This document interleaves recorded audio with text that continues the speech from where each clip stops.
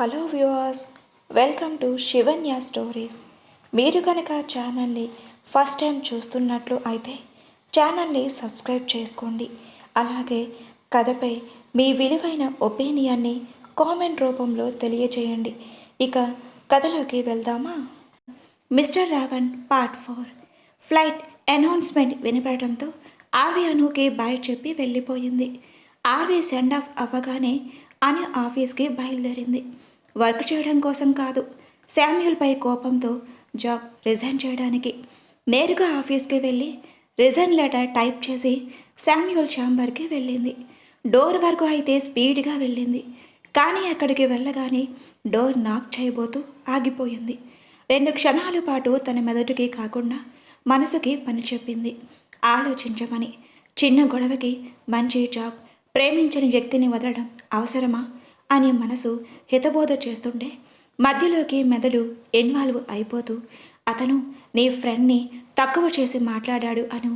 నీ మైండ్ మార్చుకోకు, నువ్వు ఇప్పుడు ఆర్వేని అంటాడు, రేపొద్దున్న నిన్ను అంటాడు. ఇలాంటి వాళ్ళని నమ్మలేం, నువ్వు ప్రొసీడ్ అవ్వు అని గోల పెడుతుంటే గట్టిగా ఊపిరి తీసుకొని వదిలి డోర్ నాక్ చేయకుండానే లోపలికి వెళ్ళింది. పర్మిషన్ లేకుండా లోపలికి వచ్చిన తనని ఒక యాటిట్యూడ్ లుక్తో చూశాడు శామ్యూల్. ఇంకెవరైనా అయితే బూతుల దండకం వినిపించేవాడేమో, కానీ అక్కడ ఉంది అను కదా. కంట్రోల్ చేసుకుని తన ఛాంబర్లో ఉన్న అమెరికన్ బిజినెస్ ఏజెంట్ని వెళ్ళమని కళ్ళతోనే సైగ చేశాడు. అతను అనుని దాటుకుని వెళ్ళగానే అనుని చూడకుండా కంప్యూటర్ స్క్రీన్పై చూపు నిలిపి, నీకు ఏ భాషలో చెప్తే అర్థమవుతుంది, డోర్ నాక్ చేయకుండా లోపలికి రావద్దు అని అడిగాడు నార్మల్గానే. అయ్యో సార్, మీరు కష్టపడి వేరే ఏ భాషలు నేర్చుకోకండి, మీరు అంత శ్రమ పడితే నేను చూడలేను కదా, అందుకే జాబ్ రిజైన్ చేసి వెళ్ళిపోతున్నా అని అంటూ శామ్యూల్ ముందుకు వెళ్ళి నుంచుంది. వాట్ అని దిగ్గుమని లేచి నుంచున్నాడు ఒక్కసారిగా. ముఖం పక్కకు తిప్పుకొని లెటర్ మాత్రం శామ్యూల్ ముందుకి చాచింది. శామ్యూల్ తను ఉన్న ప్లేస్ నుండి అను ముందుకు వచ్చి నిలబడి లెటర్ చాచిన చేతిని పట్టుకున్నాడు. అప్పుడు చూసింది శామ్యూల్ వైపు కోపంగా. రీజన్ చెప్పు అని అడిగాడు సూటిగా. లెటర్లో మెన్షన్ చేశావు అని అంది పొగరు చూపించడానికి ట్రై చేస్తూ. నోటికేమయ్యింది, పనిచేస్తుందిగా, మాట్లాడు అని అన్నాడు అను హ్యాండ్ వదలకుండానే టేబుల్ కార్నర్లో కూర్చుంటూ. నీ కళ్ళకి ఏమయ్యింది, పని చేస్తున్నాయిగా, చదువుకో అని అంటున్నా అనుని దగ్గరికి లాక్కొని, ఏంటి నోర్లేస్తుంది, నేను నీ బాస్ని, రెస్పెక్ట్ ఇవ్వడం నేర్చుకో అని అన్నాడు కోపం నటిస్తూ. అయితే బాస్లు ఎంప్లాయీస్తో ఇలానే బిహేవ్ చేస్తారా? అప్పుడు బాస్లు ఏం చేసినా మేము చూస్తూ నించోవాలా? ఇలా ఎంతమందిని దగ్గరకు తీసుకున్నావో కనీసం అదైనా గుర్తుందా అని అడిగింది శామ్యూల్ నుండి జరగడానికి ట్రై చేస్తూ. నీకు తెలియదా నేను ఇలా ఇంతకుముందు ఇంకెంతమందితో ఉన్నానో? కోపం నటన కాలేదు ఈసారి. మాట్లాడకుండా సైలెంట్గా ఉండిపోయింది అను. రీజన్ అని అన్నాడు మళ్ళీ. ఎందుకొచ్చిన గొడవలే అని, నాకు మీ బిహేవియర్ నచ్చలేదు అని చెప్పింది. కావాలని నా బిహేవియర్తో నీకొచ్చిన సమస్య ఏంటి అని అడిగాడు చేతిని గట్టిగా హోల్డ్ చేస్తూ. నొప్పిని కంట్రోల్ చేసుకోలేక ఆహు అని అరుస్తూ శామ్యూల్ కళ్ళల్లోకి చూస్తూ, ఇదే నాకొచ్చిన సమస్య, ఎంత హాట్గా బిహేవ్ చేస్తున్నావో కనీసం నీకైనా అర్థమవుతుందా అని అడిగింది. అప్పటి వరకు హ్యాండ్ ఒక్కటే పట్టుకున్నాడు. ఎప్పుడైతే ఇలా అనిందో నడుము చుట్టూ చెయ్య వేసి మీదకి లాక్కున్నాడు. ఊపిరి తాకేంత దగ్గరగా ఉన్న అనుని చూస్తూ, ఒకప్పుడు ఇదే హాట్నెస్ చూసి లవ్ చేసావు, అప్పుడు నచ్చేది, ఇప్పుడెందుకు బ్యాడ్ అయ్యాను అని అడిగాడు తన నడుంపై ఉన్న హ్యాండ్స్ పట్టు బిగిస్తూ. కేర్లెస్గా చూసింది అను మైండ్ యువర్ బిహేవియర్, నాకు అస్సలు నచ్చదు, నువ్వు నన్ను కేర్లెస్గా చూస్తే. నైట్ నుండి చూస్తున్నా, ఎందుకు రెచ్చిపోతున్నావు, నీ ఫ్రెండ్ని అంటే నీకెందుకే అంత పొడుచుకు వస్తుంది అని అడిగాడు కోపంగా.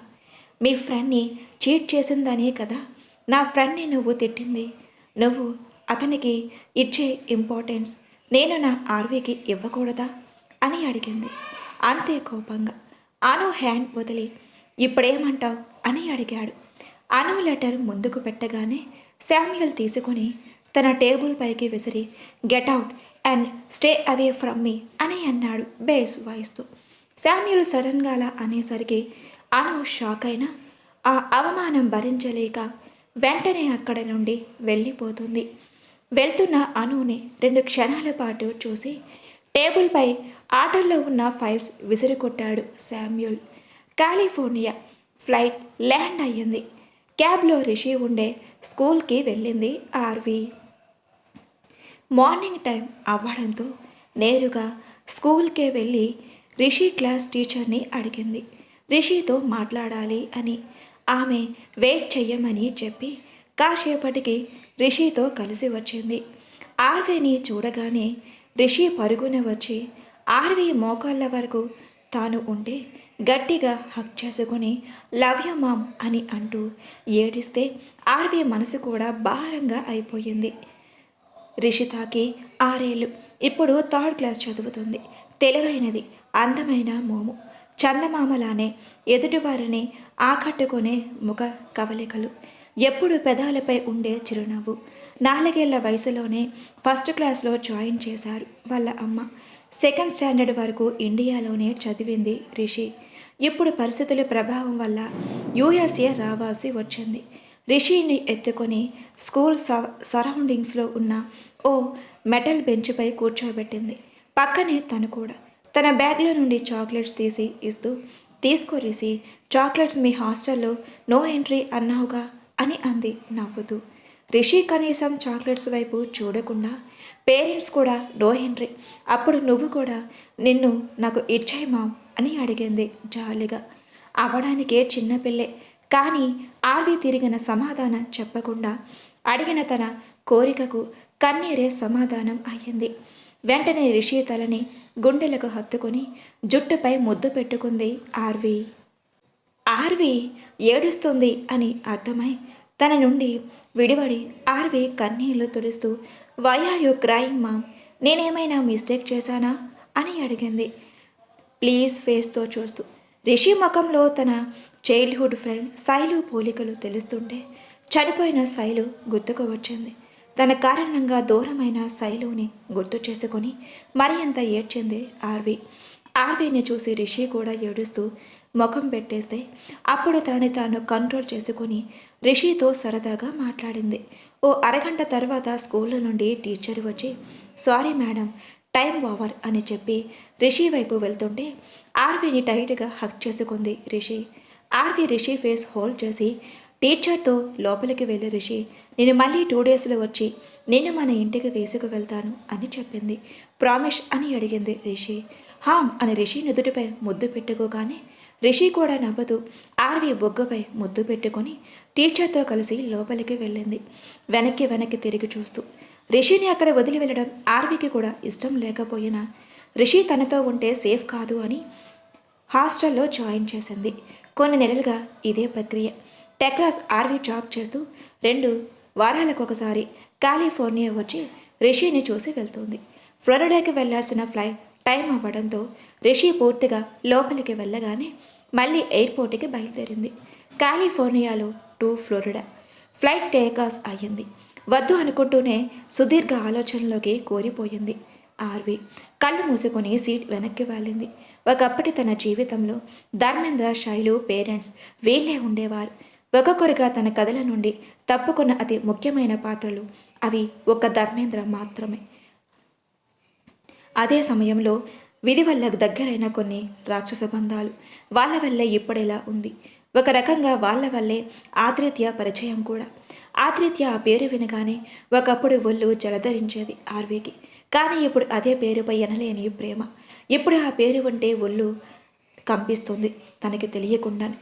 ఎంతో ఆలోచించినా తనకి అర్థం కాని ప్రశ్న, నా జీవితంలోకి ఆత్రేత్య వచ్చాడా లేక అతని జీవితంలోకి నేను వెళ్ళానా? ఎప్పటికీ 1,000,000 సార్లు తనని తానే ప్రశ్నించుకుంది. కానీ సమాధానం దొరకలేదు.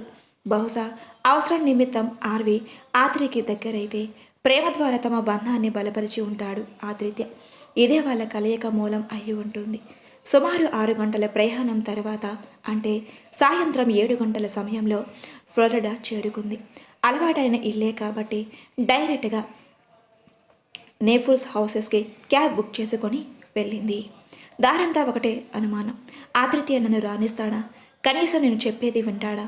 ఒకవేళ నిన్న జరిగింది అంతా అతను అభ్యుదయ్ గారికి చెప్పి ఉంటే నన్ను అతను ఏమనుకుంటారు అని ఆలోచనలతో ఉండగా కార్ నేపల్స్ హౌసెస్కి చేరుకుంది.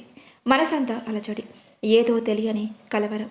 మార్నింగ్ నుండి కనీసం ఫుడ్ని కూడా స్కిప్ చేస్తూ బాల్కనీలోనే సెటిల్ అయ్యాడు ఆదిత్య. కానీ చేతిలో ఉన్న ఆల్కహాల్ బాటిల్స్ మారుతూ ఉంటే అతని పక్కనున్న బాటిల్ సంఖ్య పెరుగుతూ ఉంది.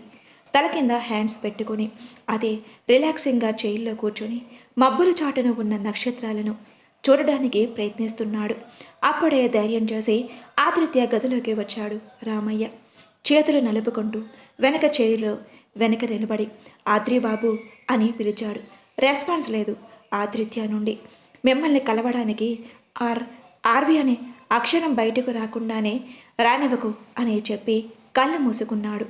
అప్పుడే కొంచెం ముందుకు వంగి చూశాడు అతని వైపు. కంటి కొసాన కన్నీటి చుక్క. మనసంతా బాధగా అయిపోయింది. రామయ్యకి ఆదిత్యాని అలా చూసి మాట్లాడాలని ఉన్నా అతని కోపం తెలిసి మౌనంగా అక్కడి నుండి వెళ్ళిపోయాడు. 20 నిమిషాలు తర్వాత తనకి బాగా పరిచయం ఉన్న చేతి స్పర్శకి వితిన్ సెకండ్స్లో కళ్ళు తెరిచి చూశాడు ఆదిత్య. ఆర్వి ఉంది ఆదిత్య పక్క చైర్లో కూర్చొని. గుండెకి రాజేసిన మంట ముందు మనసుకు కలిగిన ఆనందం గెలవలేకపోయింది. ఆర్వి చేతుల్లో ఉన్న తన చేతిని వెనక్కి లాక్కొని దెగ్గున లేచి నించున్నాడు. నిన్ను ఇక్కడికి రానిచ్చారు ఎవరు అని అడుగుతూ అలానే తలపట్టుకొని కళ్ళు తిరిగి ఎదురుగా ఉన్న ఆర్వీపై పడిపోయాడు Aditya. Please like and subscribe for more videos. Story ఎలా ఉందో కామెంట్ రూపంలో తెలియజేయండి. Thank you.